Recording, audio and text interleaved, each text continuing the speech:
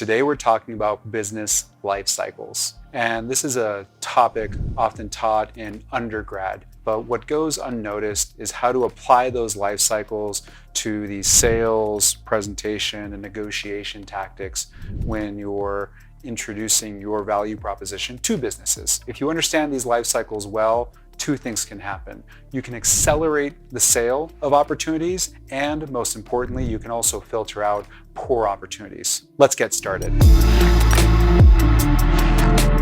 So Business Undergrad 101 teaches you the 4 stages of a business life cycle. Those stages are startup, growth, maturity, and decline. If you understand these stages, what situations companies find themselves in within each of these stages, you can quickly navigate the value proposition that might represent your strongest position in the closing of an opportunity. Let's get started.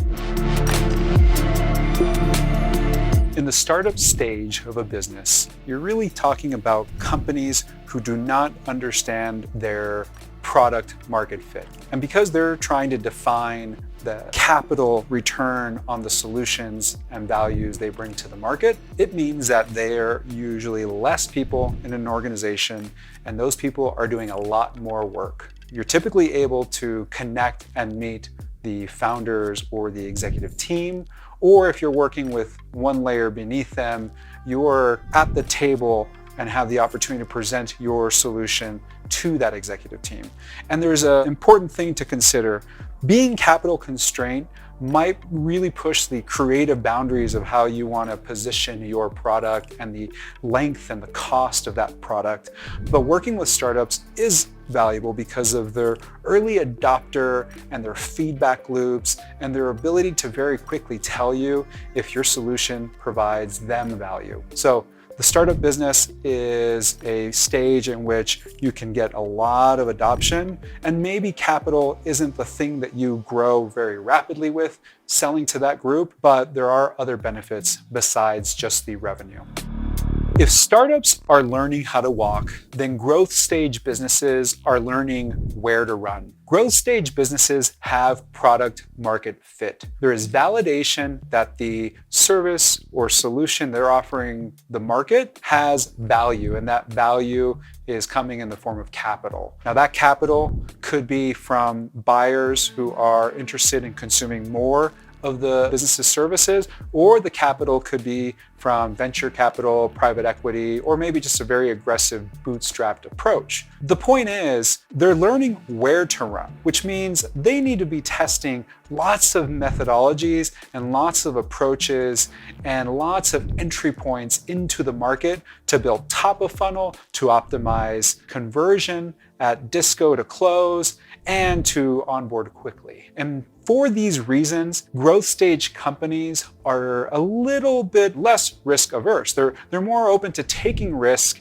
and buying products and services that are going to increase their ability to achieve market domination. So if you're offering a solution which serves that purpose very well, focus on growth stage companies. So we have startup, we have growth, and then we go into mature. A mature company has obviously figured out product market fit, and often they have figured out the exact engagement strategies and sales journeys that allow them to be very predictable, to see months, quarters in advance of how they will sell and how they will enter a market. Also, a very unique thing about maturing companies, the maturing part comes in the form of a middle layer of management. Now, there's an important reason for this. The startup and the growth companies, the scenario where one person wears many hats, well, often that one person finds themselves scaling and managing and growing things that they just have never taken on before. And in a mature company, the goal is to eke out profitability. The goal is to maximize the margin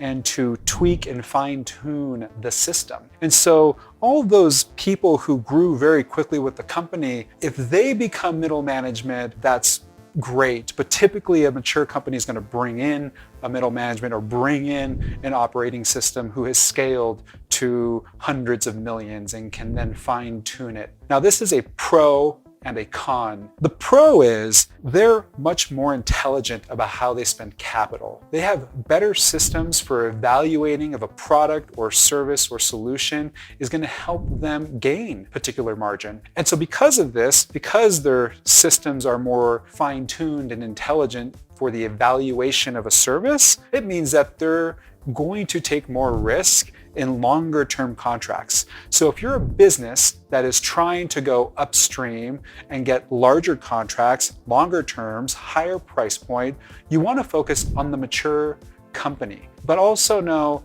that your sales cycle length will be longer. Also know there will be more stakeholders at the table. Mature companies is a great way to start to establish yourself as an industry leader.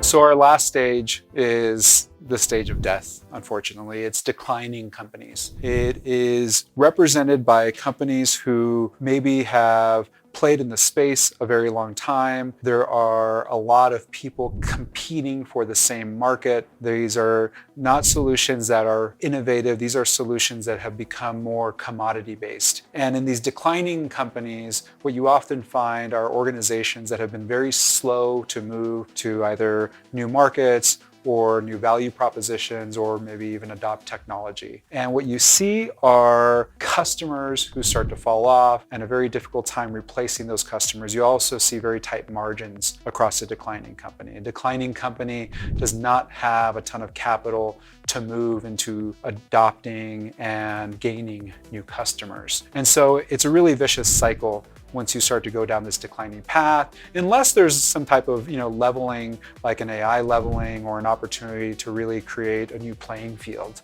But I tend to avoid selling to declining companies. I don't think it's a value proposition that I would ever recommend for a business, unless a business's design was to help those companies. Then that's a great market. But otherwise, what you're really facing are companies who do not want to take long-term risks. You're facing companies who do not have a lot of capital up front to pay you because they're very concerned about where that capital goes. And lastly, their customer lifetime value is just far more limited than the growth or maturing companies. So if you have a business model and you're looking at your pipeline, identify declining companies within your pipeline. I would probably remove that as opposed to forecasting that into your number. So declining companies, not the greatest stage or group to sell into.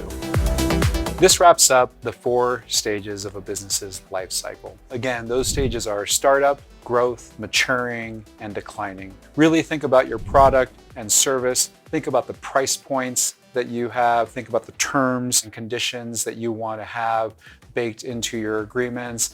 And then think about the feedback loop and the sales cycle length that you're willing to take on. If you think about those things, then that should paint a good picture about the types of businesses and the life cycles that you want to enter and flex. Have a good day. Like, subscribe, share. Peace.